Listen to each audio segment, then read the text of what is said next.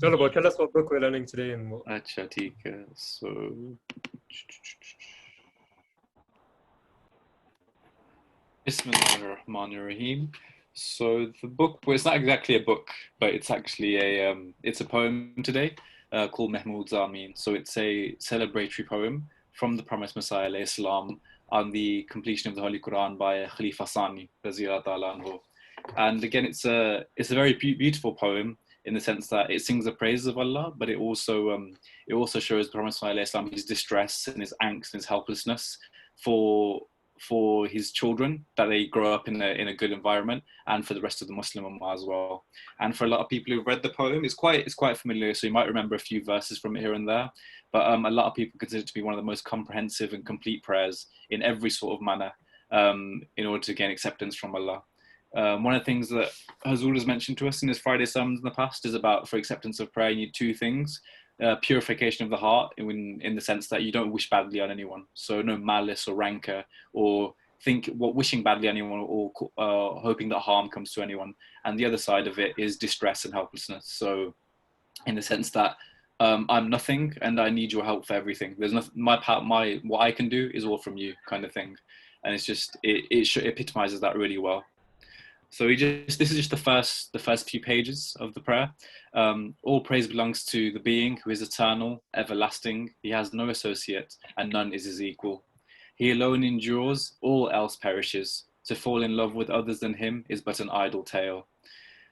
And then he also, with this little point here, he elaborates that further later on in the poem about how worldly pursuits, it's good to have goals and to want to achieve those things, but not to love the world, not to think of it as the Holy Prophet ﷺ as a traveler in this world, not to love with it and not to fall in love with idle pursuits and materialism and all those things. It's okay to pray for those things, but not to be obsessive about those things. Can we get Boris? Can you read this out in Urdu, please? So yeah, just. हमदो सना उसी को जो ज़ात जा विदानी, हमसर नहीं है उसका कोई ना कोई सानी, बाकी वही हमेशा गैर उसके सब हैं फानी, गैरों से दिल लगाना झूठी है सब कहानी. I wish I could learn Urdu Mubarak. I'm really bad at languages. You know from this poem used to be on the card, शादी card. Okay. इनको ने किस्मत दे, इनको दीनो दौलत, ये रोज कर मुबारक सुभाना मैया रानी. I didn't know that. Okay. I think this was on my wedding card as well. Okay. Every wedding card. Yeah, so when you hear it in Urdu, you understand that it's actually very common, very popular. Yeah. They say all the time. And then then again, there's some key themes in the poem. Again, he constantly invokes all of Allah's different attributes, and it's just an example for all Ahmadis to try and learn those attributes, not just memorize them parrot fashion, but to understand them as well. And he always emphasizes showing gratitude, which is, it's okay to do that verbally, but the main point of showing gratitude is through our actions, through using all that Allah has given us and using the practical effort to serve mankind and to serve Allah. And there's the repeated verses that he says over and over again. Holy is he who watches over me. All our comforts are due to his favors. All good fortune is due to his obedience. His mercy is manifest in the sense that Ar-Rahman, mercy that encompasses all things. And again, it's things that are given to us before our birth, like heavenly bodies, like the stars, food, mood, everything, etc., that we don't deserve, that we haven't actually done anything for, regardless of whether we're good or bad, or regardless of effort, it's given to us. And I think he's talking about that mercy when he says his mercy is manifest. Then he talks about sacrifice to attain the pleasure of Allah.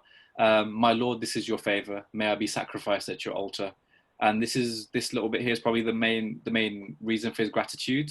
It is you who has made this day dawn. Mahmood has come home, having finished the Quran. Having realized this favor, this bounty of yours, the heart of mine is busy singing the praise of yours.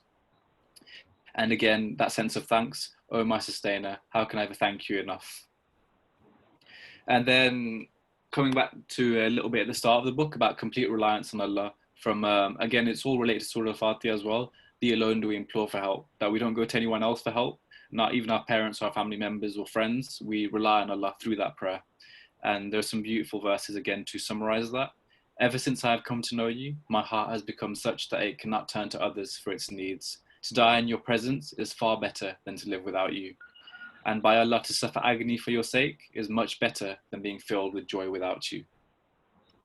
And then coming on to the prayers for his sons, 3 sons in total, I believe he had. They are my blessed possessions, and they are your servants, and are at your beck and call. Bless them with good fortune, endow them with faith, grant them wealth. You yourself protect them and envelop them with your mercy. And again, asking for righteousness and to guide them along the right path. Again, he always relates it to Surah Al-Fatiha, that path of those on whom thou hast bestowed thy blessings, from Surah Al-Nisa and the Holy Quran, of that blessed path of prophets, the truthful, the martyrs, and the righteous. And then he talks again about Khalifa Sani specifically. Mahmood is a servant of you. Grant him a long life and good wealth. Lift him from every type of darkness. Bless them all with your grace, and anoint them equally with your mercy. Save them from being impure. My Lord, let them be free of all the worldly diversions.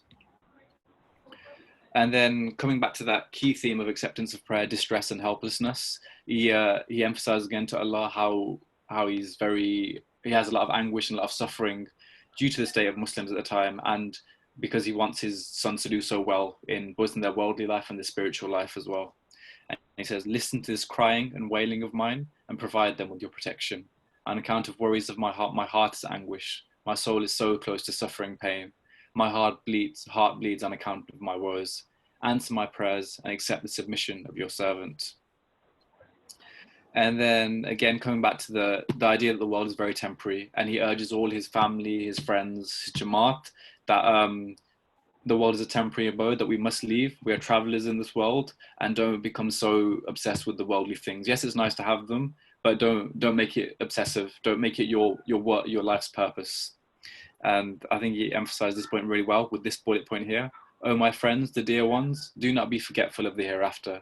Provide for the journey into the next life. Keep busy doing good deeds.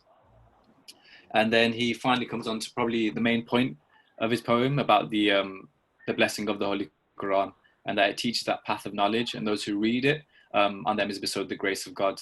It is the fountainhead of all guidance, and it bestows light on the heart, it permeates the heart. And again, that guidance is, we say it every day in Surah Al-Fatiha, guide us along the right path. And it's also the first part of Surah Al-Baqarah. This is a perfect book. There is no doubt in it. It is guidance for the righteous. So it's all linked to all the successes, linked to the Holy Quran, which is why he's so appreciative that Khalifa Sani at that time had managed to complete the Quran. And again, it's very short, but it's a very beautiful prayer. Jazakallah. So what would be the thing that stuck with you with this book? I think this bit, the temporary abode bit, I think you hear it every day from Hazur mentions it quite frequently in the Friday sermons, but I think for a lot of people, we look to our worldly things first. So I need to revise for this, I need to do this for my family, for my work, for my job, and then the namaz and the prayers and the zikrullah, that comes after.